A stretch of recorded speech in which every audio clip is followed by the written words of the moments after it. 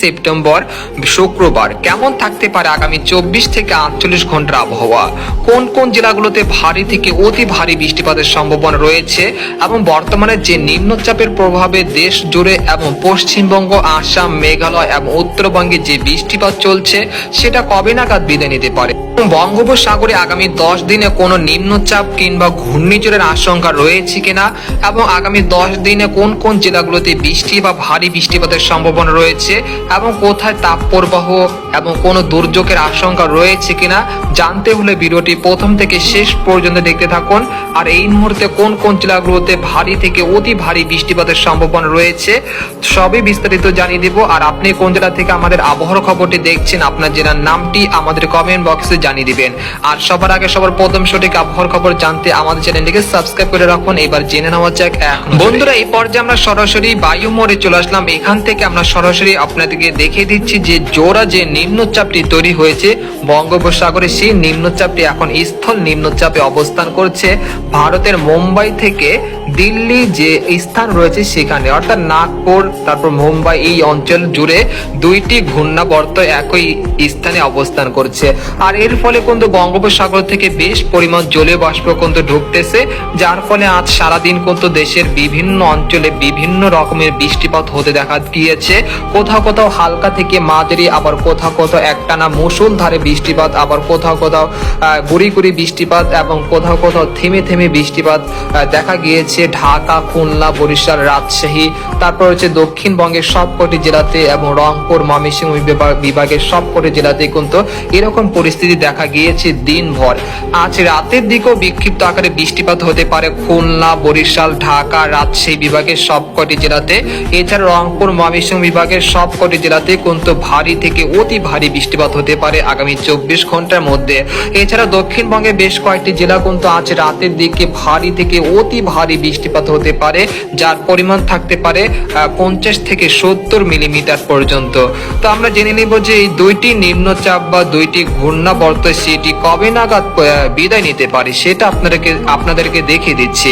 আপনারা দেখতে পাচ্ছেন যে আজ 26 সেপ্টেম্বর সেই নিম্নচাপটি কিন্তু কিছুটা অগ্রসর হচ্ছে নেপালের দিকে, অর্থাৎ এই নেপালের দিকে যখন এই ঘূর্ণাবর্তটি অবস্থান করবে তখন কিন্তু বাংলাদেশ থেকে বৃষ্টিপাত কিছুটা কমে ধীর গতিতে কমে আসতে শুরু করবে, অর্থাৎ চট্টগ্রাম বিভাগ থেকে আবহাওয়া পরিস্থিতি কিছুটা উন্নতির দিকে চলে যাবে। আপনাদের দেখতে পাচ্ছেন যে এখানে বায়ুর গতি দেখাচ্ছে যে 44 কিলোমিটার আর এখানে দেখাচ্ছে যে 20 কিলোমিটার, অর্থাৎ আবহাওয়া পরিস্থিতি কিছুটা উন্নতির দিকে চলে যেতে পারে আগামীকাল 27 সেপ্টেম্বর থেকে। এরপর আগামী শনিবার থেকে আবহাওয়া পরিস্থিতি অনেকটাই স্বাভাবিক হয়ে আসতে পারে, কারণ হলো যে নিম্নচাপটি ছিল সেটা কিন্তু অনেকটাই কিন্তু দিল্লির দিকে চলে গেছে আর নেপালের দিকে চলে গেছে। আর এখান থেকে কিন্তু পশ্চিমী হাওয়া সেটা কিন্তু দেশের উপর প্রবেশ করতেছে, আর বঙ্গোপসাগর থেকে যে সরাসরি জলীয় বাষ্প ঢোকার কথা সেগুলো কিন্তু ঢুকতে পারতেছে না, যেহেতু আবার একটি ঘূর্ণাবর্ত তৈরি হতে পারে বঙ্গোপসাগরে। আর এইখান থেকে কিন্তু স্থল ভাগের থেকে বাতাস টানবে, আর এর ফলে কিন্তু আবহাওয়া পরিস্থিতি শনিবার থেকে অনেকটাই উন্নতির দিকে চলে যেতে পারে ইনশাল্লাহ। আপনারা দেখতে পাচ্ছেন যে আগামী শনিবার থেকে আবহাওয়ার বিরাট পরিবর্তন আসতে পারে, আর যে মেঘ বৃষ্টির প্রবণতা রয়েছে সেটা আগামী 24 ঘন্টা পর্যন্ত চলমান থাকতে পারে। আগামীকাল শুক্রবারও দেশের বিভিন্ন অঞ্চলে বিস্তীর্ণ অঞ্চলে বিক্ষিপ্ত আকারে বৃষ্টি বা বজ্র সহ বৃষ্টিপাত চলতে পারে। এই পর্যায়ে আপনাদেরকে জানিয়ে দেব যে আগামীকাল শুক্রবার সকাল 6টা থেকে পরবর্তী 24 ঘন্টায় কোন কোন জেলাগুলোতে বৃষ্টিপাতের সম্ভাবনা রয়েছে সেটা আপনাদেরকে দেখিয়ে দিচ্ছি। আমরা সকাল 6টার দিকে আসার পর আমরা দেখতে পাচ্ছি যে খুলনা, বরিশাল বিভাগে তেমন বৃষ্টিপাতের সম্ভাবনা দেখা যাচ্ছে না, তবে রাজশাহী, রংপুর, ময়মনসিংহ বিভাগের বিভিন্ন অঞ্চলে বিক্ষিপ্ত আকারে বৃষ্টি বা হালকা মাঝারি বৃষ্টিপাত চলতে পারে। সেই সাথে আলিপুরদুয়ার, কোচবিহার, জলপাইগুড়ি, শিলিগুড়ি এই অঞ্চলগুলোতেও বিক্ষিপ্ত আকারে বৃষ্টি বা ভারী বৃষ্টিপাতের সম্ভাবনা রয়েছে শুক্রবার সকাল 6টা থেকে পরবর্তী 3 ঘন্টার মধ্যে। এরপর আমরা সকাল 8টার দিকে চলে আসলাম। আসার পর আমরা দেখতে পাচ্ছি যে ঢাকা, খুলনা, বরিশাল, চট্টগ্রাম এবং দক্ষিণবঙ্গের পশ্চিমবঙ্গে তেমন বৃষ্টিপাতের সম্ভাবনা দেখা যাচ্ছে না। এরপর বেলা 12টার দিকে আসার পর আমরা দেখতে পাচ্ছি যে খুলনা, বরিশাল এবং চট্টগ্রাম বিভাগ এবং ঢাকা বিভাগের বেশ কয়েকটি অঞ্চলে কিন্তু বিক্ষিপ্ত আকারে বৃষ্টি বা বজ্রবাহী মেঘ তৈরি হতে পারে, যার ফলে খুলনা, বরিশাল, ফরিদপুর, মাদারীপুর, তারপর হচ্ছে মুকতারপুর, লোহাগাড়া, যশোর, নড়াইল, তারপর সাতক্ষীরা, শ্যামনগর, মাঠবাড়িয়া, খেপুপাড়া, পটুয়াখালী, তারপর হচ্ছে মিরহাজিগঞ্জ, এই অঞ্চলে দুই একই স্থানে বিক্ষিপ্ত আকারে বৃষ্টি বা ভারী বৃষ্টিপাত হতে পারে শুক্রবার 12টা থেকে 5টার মধ্যে, বিকেল 5টার মধ্যে এই বৃষ্টিপাতের সম্ভাবনা রয়েছে। এরপর দক্ষিণবঙ্গের বেশ কয়েকটি জেলায় ভারী বৃষ্টিপাতের সম্ভাবনা রয়েছে শুক্রবার 12টা থেকে আর বিকেল 5টার মধ্যে।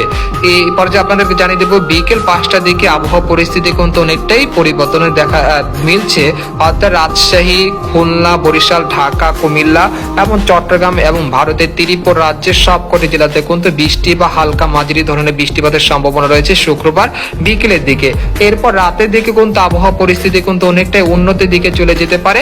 এরপর শনিবার থেকে রোদ ঝলমলে আকাশের দেখা মিলতে পারে বাংলাদেশ এবং পশ্চিমবঙ্গের বিভিন্ন অঞ্চলে, তবে উত্তরবঙ্গে কিন্তু বৃষ্টিপাত কিছুটা দেরিতে কমে আসতে পারে, অর্থাৎ আগামী 29 তারিখ থেকে উত্তরবঙ্গে বৃষ্টিপাতের প্রবণতা অনেকটা হ্রাস পেতে পারে। এরপর 30 সেপ্টেম্বর থেকে তাপমাত্রা কিছুটা বৃদ্ধি পেতে পারে। এরপর আবারও আগামী 1 অক্টোবর থেকে বৃষ্টিপাতের প্রবণতা ধীরে ধীরে বৃদ্ধি পেতে পারে, যেটা থাকতে পারে অক্টোবর মাসের প্রথম সপ্তাহ পর্যন্ত। এই পর্যায়ে আপনাদেরকে জানিয়ে দিব যে আগামী দিনে বঙ্গোপসাগরে কোনো নিম্নচাপের আশঙ্কা রয়েছে কিনা।